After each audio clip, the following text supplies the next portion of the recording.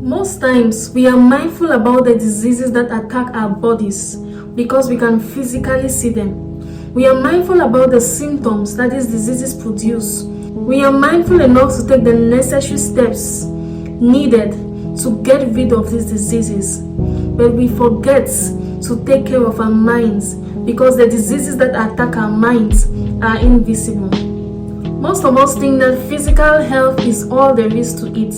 But the truth is, the things seen are only a reflection of the things not seen. Meaning the things seen are only fruits, and the things not seen are the real substance. Hi beautiful people, welcome on board to Woman of Valor. Process your emotions intentionally. This is a platform where we empower, inspire, and sharpen each other. You no longer have to be a victim of your upbringing, childhood, culture, society, or even your traumas. A platform where women of valor and people of valor are raised. So today, I would like us to look at 3 cancers of the mind. Before we begin, what is cancer? Cancer is an uncontrolled division of abnormal cells in a part of the body. It is also known as an evil or destructive phenomenon that is normally hard to contain or eradicate. Most times when we hear of cancer, all we see is the body. But the cancer of the body is only a reflection of the cancer of the mind, which is very unpredictable or hard to detect. So we are looking at 3 cancers of the mind. Number 1, comparing. We all know that our mind is the engine of our lives. The book of life says, as a man thinketh in his heart, so is he. Meaning the thoughts of a man rules his life. And where do thoughts happen? In the mind. What is comparing? Comparing is basically measuring your possessions, your achievements, or your progress with that of others. It is measuring your journey with other people's journey. Measuring how far you've come with how others have come. Measuring your path with other people's path. Measuring your talents with other people's talents. Measuring your potential with other people's potential. Measuring your growth with other people's growth. Comparing is a thief of joy, meaning the easiest way to lose your joy in life is to compare yourself with other people. Comparing is a cancer because it not only attacks your mind, but it pollutes your mind and infiltrates your mind with bitterness and the inability to forge ahead. Comparing yourself with others makes you lose touch on your journey. It makes you lose touch on how far you've come and gives you an illusion that the grass is greener on the other side, whereas you can never tell until you step into their shoes. The worst thing about cancer is that it infiltrates your body uncontrollably, poisoning your other cells and hindering their growth. Likewise, comparing poisons your mind and cripples your ability to see the potential of what's ahead. This can cause you to start doubting yourself, doubting your abilities, doubting your journey, doubting the very things that you were originally sure of, simply because you have an illusion that the grass is greener on the other side. Cancer of the mind puts a hindrance to you walking in the truth. Same way cancer of the body puts a hindrance to the flourishing of your cells. What is that truth? The truth is that not everybody's journey is the same.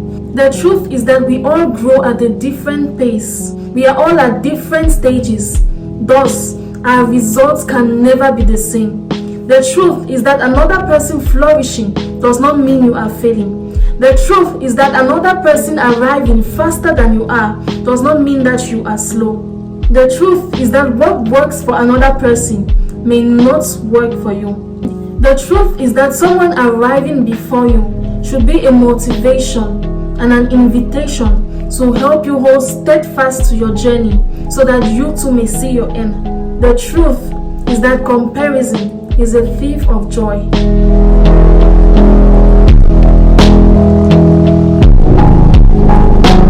The same way that cancer of the body can be treated and stopped when detected early, comparing can also be stopped. How? By being aware of your triggers, being aware of when these feelings creep in, practicing gratitude for your own journey, your own potential, and how far you've come, and intentionally celebrating others. Remember, comparison is a thief of joy. The second cancer of the mind is complaining. What is complaining? Complaining is letting a situation overwhelm you so much so that you completely express dissatisfaction or annoyance about it. Complaining keeps you stuck on talking when you should be learning or leading by example. And that is exactly what cancer does.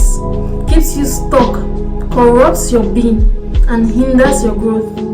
Complaining corrupts your mind, fills it with bitterness, fills it with anger, offense, hurt, and keeps you away from doing what you should be doing at that point in time. It keeps you away from being mindful of the lessons you should be learning. It keeps you away from being mindful of acting. Because sometimes the problems we see around us is not for complaining, but it's giving us an opportunity to act.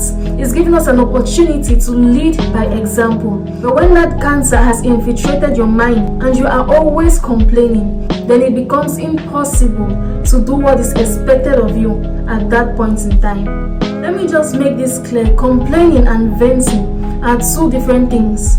Venting is basically letting out all the emotions, the feelings that you've been harboring in your heart for so long. It is letting out your cries, letting out your worries, letting out your fears after holding them in for so long. But complaining is letting a situation completely overwhelm you, that you constantly express annoyance or dissatisfaction concerning that situation. It could be that things didn't work out the way you expected. It could be that you faced a lot of challenges in doing the task that you thought was going to be easy. It could be that you really don't like the way someone is acting or the way someone is behaving. All those things are room for you to either be learning or leading by example. When you notice that the cancer of the mind has started creeping in and you find yourself complaining, just pause for a minute, take a step back, reflect on what is best to do at that point in time. Reflect on what you should be learning at that point in time. Reflect to see if what you're complaining about is not in the capacity of you emulating it by leading by example. Remember, in life, it's not about what happens to you, but how you react to it. Likewise, murmuring or complaining in a situation where you should be projecting or learning is unprofitable to you.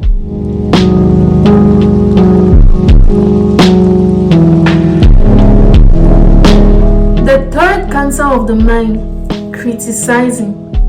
In as much as criticizing is very fundamental to growth and improvement, there is a problem when you are always the one in a room pointing out bad behaviors, criticizing, yet never ever producing solutions or never ever suggesting new ways for innovation. It's very important that wherever you are in life, you remain awake and alive with your thoughts, perception, and intuition, ever ready to appreciate exemplary conduct and to ignore bad behavior. Ignoring them means you should not always be the first to highlight bad behaviors, especially when there were good things happening and you couldn't highlight them. It's so important that we train our minds to appreciate more than we train them to criticize. An appreciative mind will be quick to appreciate the good things, but a criticizing mind will be quick to highlight the bad things. This doesn't mean that you can't pinpoint what is not being done right or what could be done better. But like I always say, before criticizing or highlighting something that you think is not being done right or that you think could be done better, make sure you've appreciated at least 3 things. We've lost that balance. I think it's about time we get it back.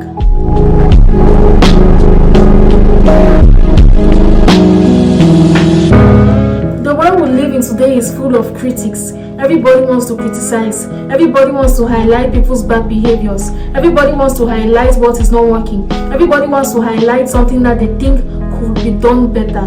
But what about the good? If only we could be giving the good things as much attention as we give the negative things. Good news never ever goes far, but bad news spreads like wildfire. If only we could give attention to the good as much as we give the bad, then life will be so much better. People who always criticize others, other people's behavior, the way other people do things, the way other people act, and all the like, are people who are highly criticizing of themselves. Like I always say, you cannot give what you don't have. You cannot pour from an empty cup. And so if you're the kind of person who is always harsh with yourself, always criticizing yourself, always highlighting your bad behaviors, always condemning yourself when you make a mistake, it is very obvious that you will carry that attitude of self-criticism into the lives of other people.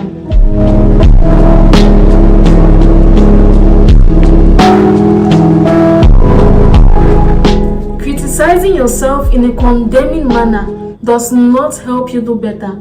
It breaks you and paralyzes you. It cripples your ability to forge ahead.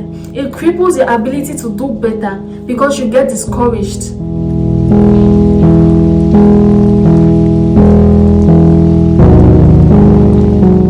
Reasons why practicing self-compassion is very important. When we learn to be compassionate with ourselves, when we learn to love ourselves and be patient with ourselves in our evolution, then we'll be able to be patient with other people. We will be able to love other people. We will be able to offer constructive criticism to others instead of destructive criticism. I'll tell you the difference. Constructive criticism is criticism that is done with love.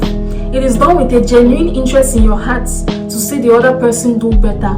And it's not just criticizing and highlighting what is not going right, but it is highlighting what is not going right and bringing means of innovation, that is bringing ways in which what you are pointing out can be done better. But destructive criticism is criticism that attacks the character of the other person. It attacks the personality of the other person. It attacks their integrity, and it never ever comes with solutions. So what's the point? Most times, destructive criticism is just a projection of our fears, a projection of our ego, a projection of our limitations, a projection of our insecurities in the hope that the other person will feel as bad as we feel about ourselves. It's very okay to give constructive criticism, but there is a way to go about it.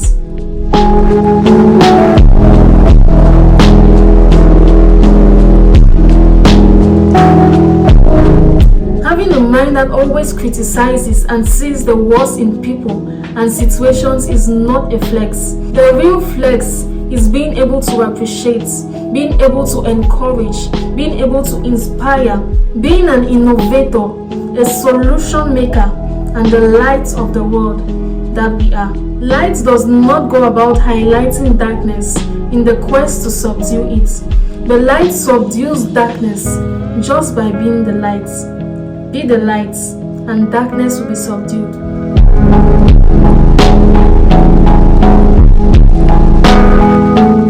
We have come to the end of this video. Thank you so much for watching. I hope with the things I've shared in this video, you will guard your mind with due diligence and keep it away from the 3 cancers of the mind. Lest these cancers infiltrate your mind uncontrollably, pollute your system, and hinder your growth.